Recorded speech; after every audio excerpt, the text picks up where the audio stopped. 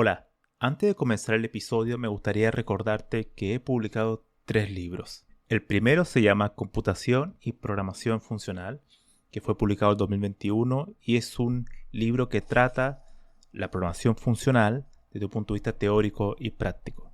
El segundo se llama Mentes Geniales, la vida y obra de 12 grandes informáticos. Esta es una obra que repasa la historia de hombres y mujeres que fueron relevantes en la historia de la computación.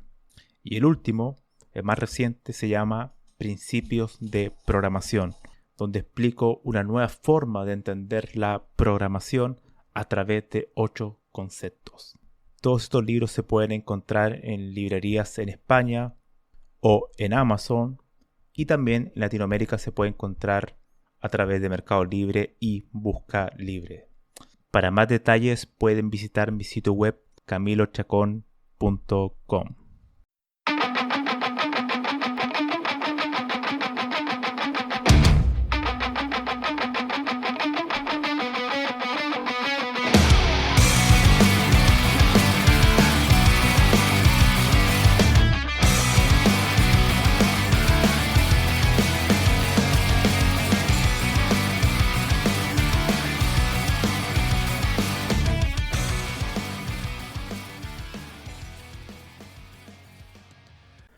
Hola, mi nombre es Camilo Chacón y hoy comenzamos el episodio número 5 de la segunda temporada del podcast de Había una vez un algoritmo. Para hoy, eh, y a propósito que va a terminar el mes, para no solamente haber subido un podcast este mes, vamos a terminar con 2. El tema que voy a tratar hoy es sobre la filosofía de los lenguajes de programación. Y en particular para comentar un poco, y esta mecánica probablemente la voy a seguir realizando como en el podcast pasado, comentar algún artículo interesante que yo lo encuentro muy interesante y en particular es uno que se llama The Philosophy of Computer Language de Graham White. Este artículo del 2004 habla cuestiones muy interesantes y que ahora lo vamos a pasar a detallar un poco más. La filosofía, bueno, el título es La filosofía de los lenguajes computacionales. Básicamente son lenguajes de programación. En esto hace mención a un tema que es fundamental. Generalmente un lenguaje de programación es el corazón de la computación. O sea, todo se basa en el lenguaje. Y estos lenguajes tienen dos componentes principales. Uno es la sintaxis y el segundo es la semántica.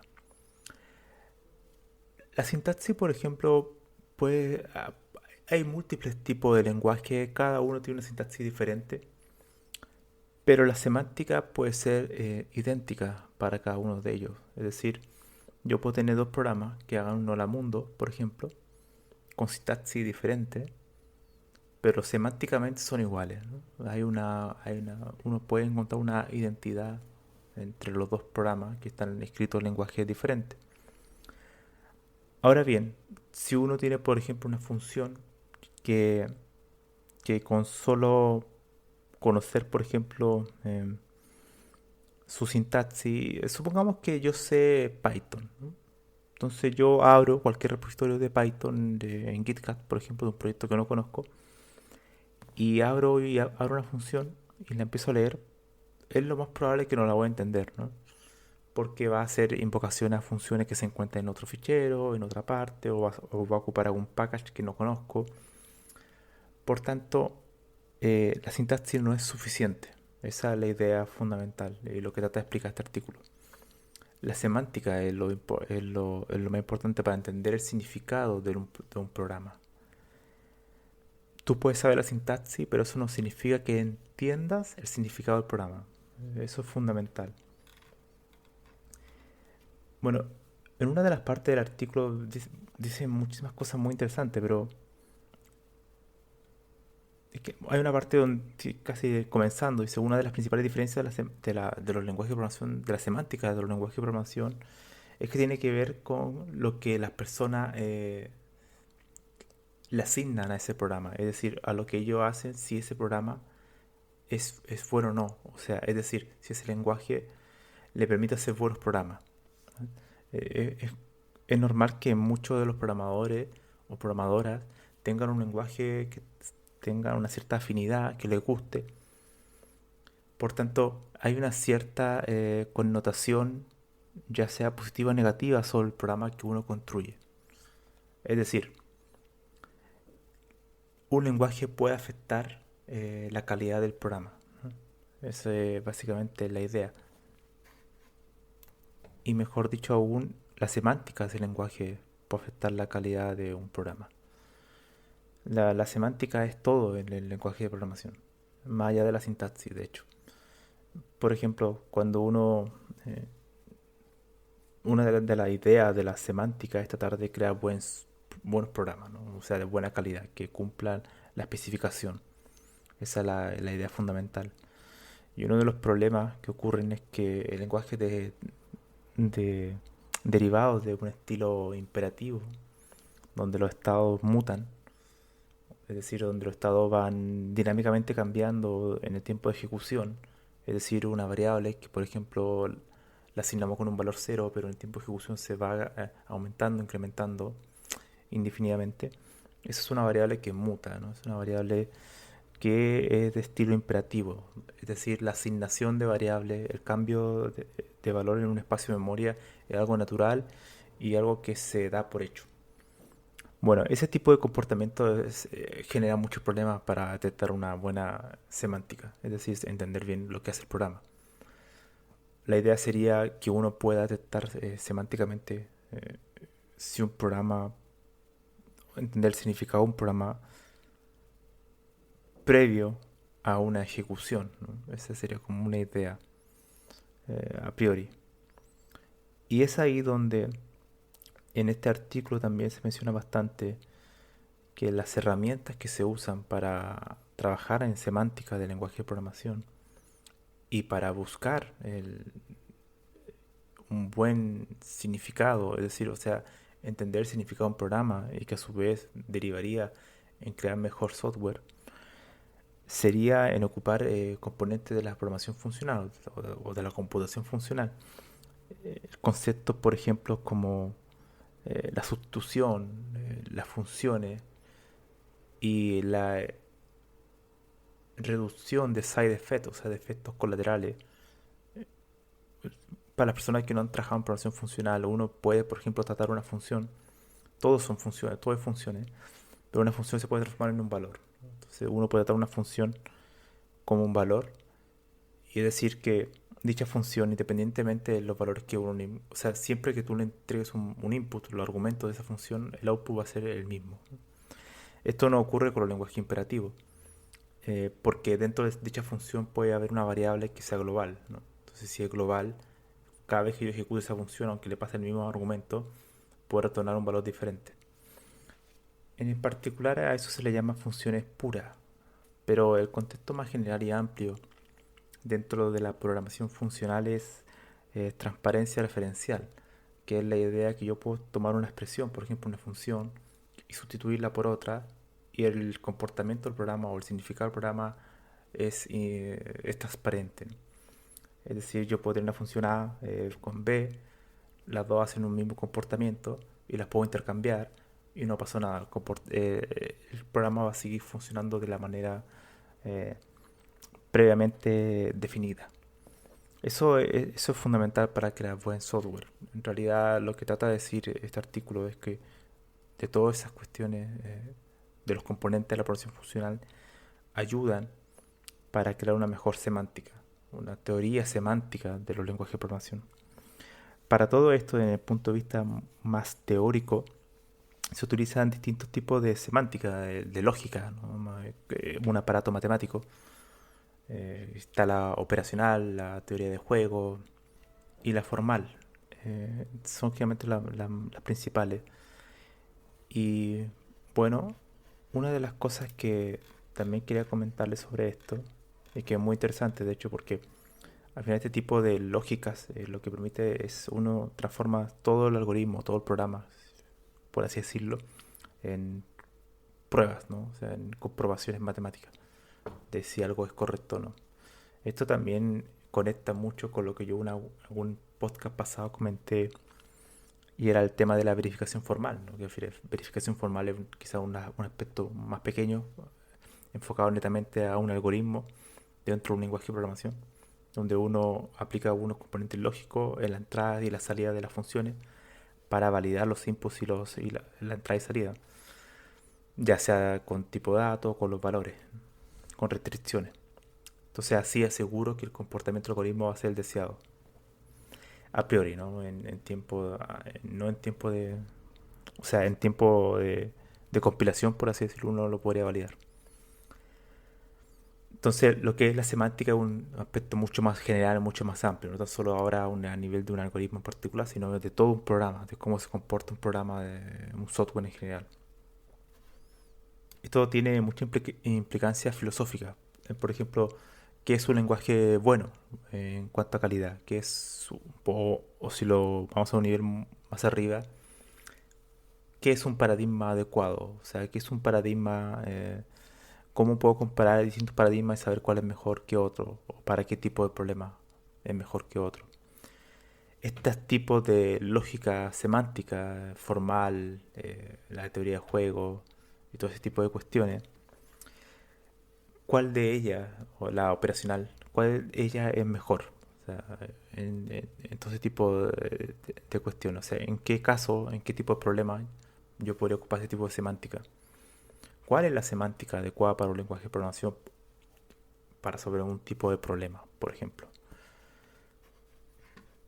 Al final, la idea es prever el comportamiento de un programa. Eso es la búsqueda de la semántica y la búsqueda del significado.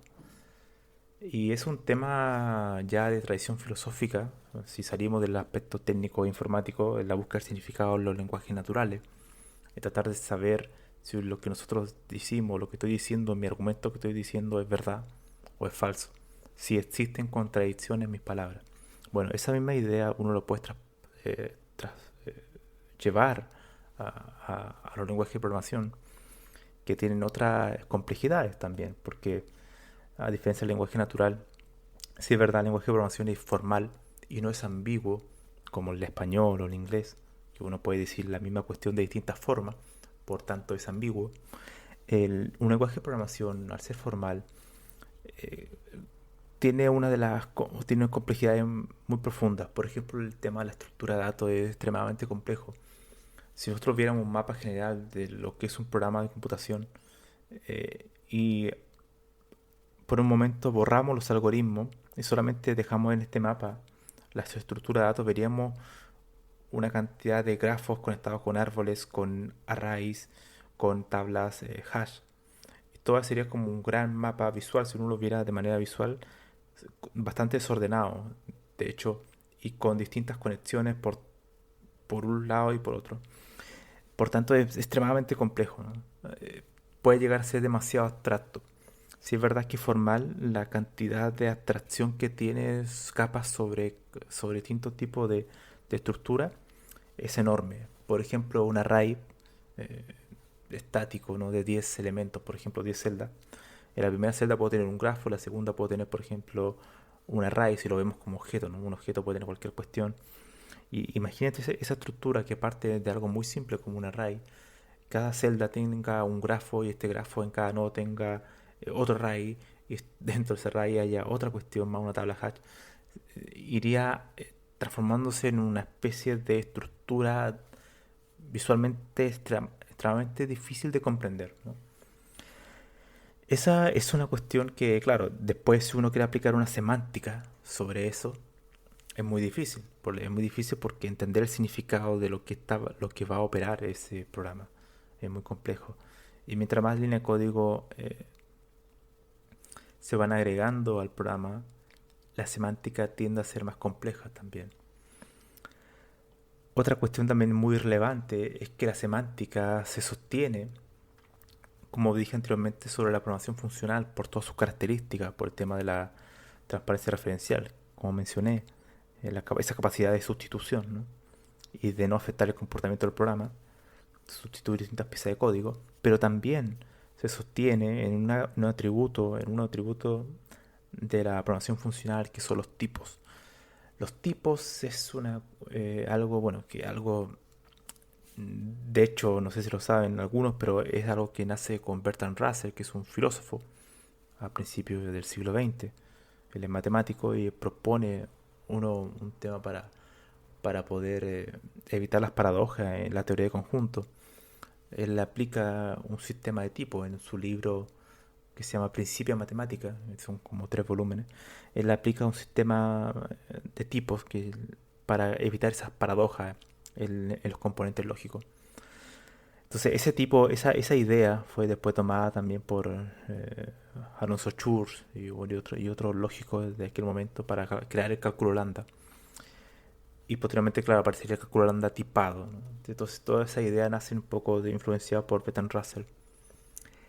Y la teoría de tipo es básicamente tener expresiones, ¿no? Expresiones dentro o funciones, como lo quieran llamar, con restricciones de tipo. Y al tener restricciones de tipo, o sea, esto derivaría posteriormente el lenguaje de programación estáticamente tipado, se hace mucho más simple en tener una semántica adecuada, ¿no? Por eso uno siempre escucha que los lenguajes de programación estáticamente tipado tienen siempre ventajas, porque se hace mucho más fácil de testear, mucho más fácil de probar, de comprobar su comportamiento, de compilar, ¿no? Todo ese tipo de cuestiones, pero bueno, eso es porque teóricamente la teoría semántica de los lenguajes de programación funciona mejor, es mucho más simple de chequear. A diferencia del lenguaje dinámico, lenguaje no tipado, libre de tipo, donde una variable puede cambiar su tipo en tiempo de ejecución. Eso significa que la semántica, el significado del programa va a ir cambiando en tiempo de ejecución. Eso es muy complejo, ¿no? Muy complejo de entender su significado, ya que podría tener implicaciones enormemente eh, peligrosas, por así decirlo.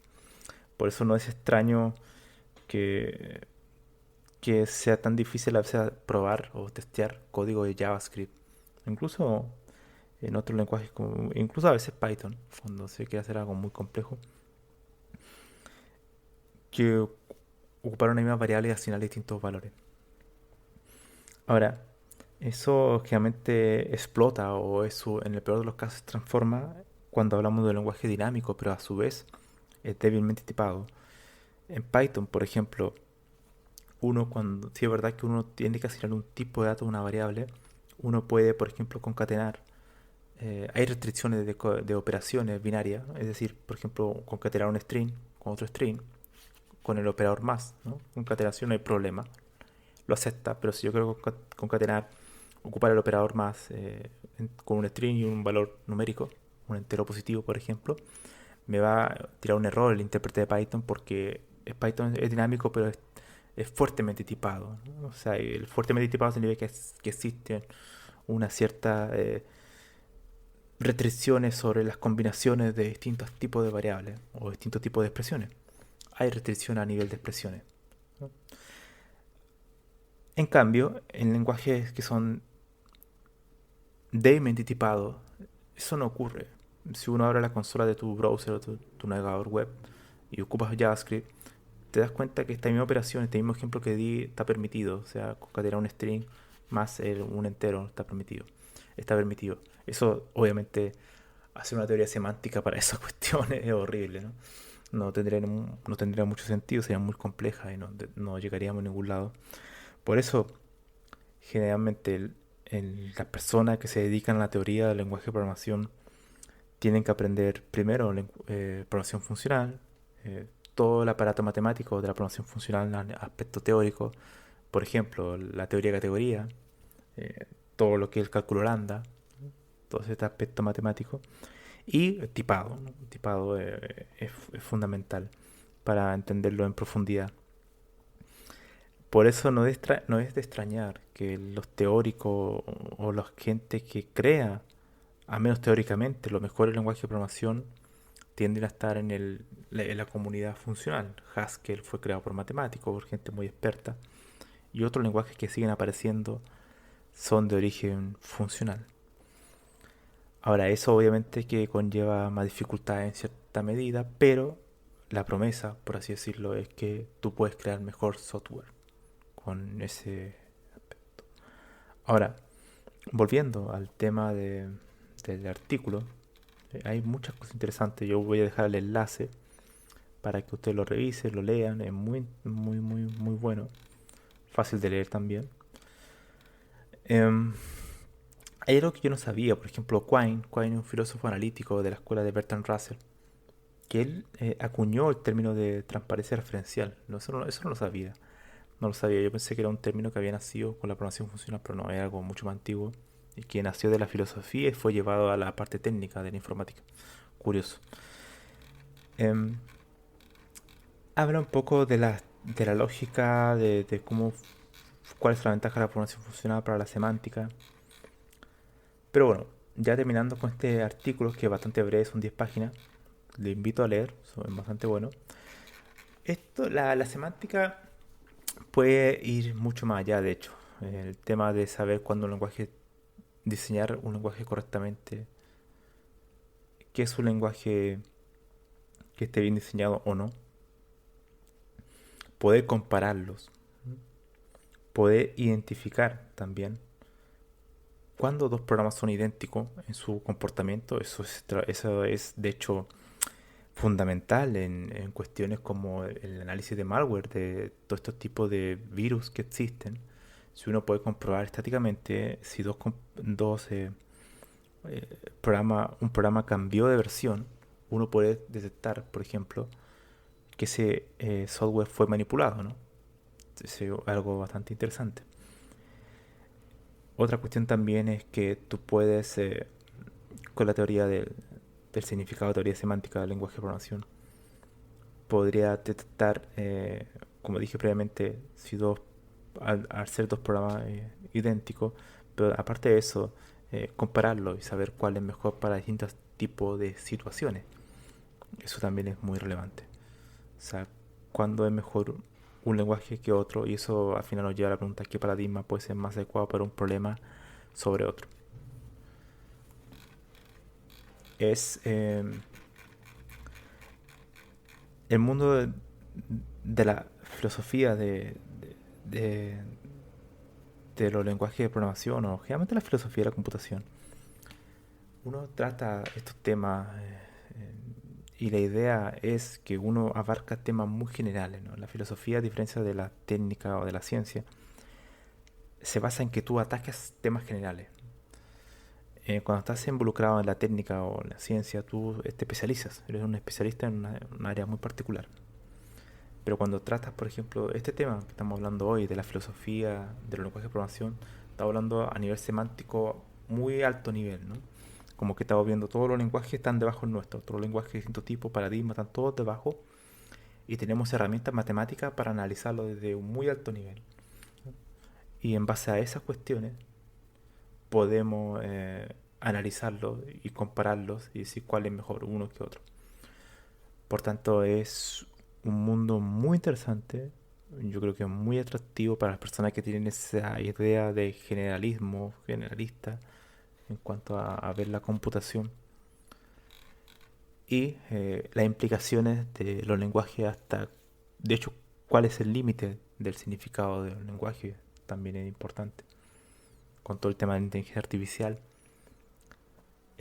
podemos, por ejemplo, prever si un lenguaje podría aprender por sí mismo. Eso también es un tema semántico, de hecho. ¿Podría un lenguaje aprender a autoprogramarse, solucionar sus problemas por sí mismo? Si pudiéramos crear una teoría semántica, podríamos ser capaces de detectar aquello. Es también algo interesante. Lo mismo de la seguridad informática. Eh, Podría teóricamente, a través de una semántica, aplicar restricciones para que no ocurran comportamientos maliciosos o comportamientos dañinos de un software. Bueno, eso también es una pregunta muy interesante. Después ya entramos en otros tipos de valoraciones, por ejemplo, temas incluso más éticos, ¿no? O sea, de lo que es bueno o malo, pero ya esa es otra cuestión. Eso se escapa de la semántica. Pero la semántica, bueno, tiene distintos aparatos lógicos, matemáticos para tratarla. Es algo mucho más abstracto. no es tanto programación, pero en el sentido de que uno no estudia programando, sino que uno está en una capa superior eh, ocupando herramientas matemáticas para analizar los lenguajes. Así que, bueno, yo creo que ese sería el podcast de hoy. Los invito a leer este artículo, es muy interesante, y a pensar en eso. De hecho, cuando uno programa con un lenguaje de programación, solamente soluciona problemas y crea un software en particular. Pero hay muchas más implicaciones, de hecho, filosóficas sobre eso. Sobre si tenemos 2000 lenguajes de programación, ¿por qué hay 2000?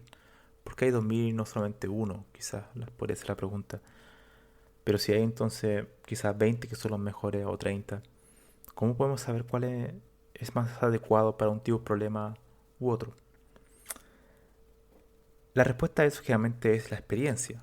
Pero hay también otro mundo, que es el mundo teórico, el mundo semántico, que pueda dar una respuesta mucho más adecuada a eso y no tan solo la experiencia de ocuparlos y decir, ya, este yo creo que es mejor para esto porque lo he ocupado y veo que es más adecuado para eso, no. La teoría semántica dice, te especifica, por así decirlo, de manera mucho más clara cuál es mejor para un tipo de cuestión sobre otra. Esa sería un poco la idea de la filosofía de los lenguajes de programación. Esto es un tema mucho más amplio. De hecho, lo estoy escribiendo por un poco en un artículo que espero terminar, yo creo que en estos meses. Que no hay mucho en español sobre eso, sobre aquello, así que... Y uno de los apartados de la semántica, entonces un poco de lo que hablé hoy sería tratarlo ahí de manera un poco más formal y más precisa de lo que puedo hacer en el podcast. Así que eso, eh, espero volver la próxima semana ya con podcast semanales, como antes. Así que nada más. Siempre, como les digo, cualquier comentario, sugerencia, cualquier cuestión, escríbanme. Estoy muy feliz cuando alguien me escribe, me da una sugerencia o algún comentario. Me hace muy feliz. Así que si alguien me quiere escribir, que lo haga, no hay problema. Bueno, entonces nos vemos en el siguiente episodio. Adiós.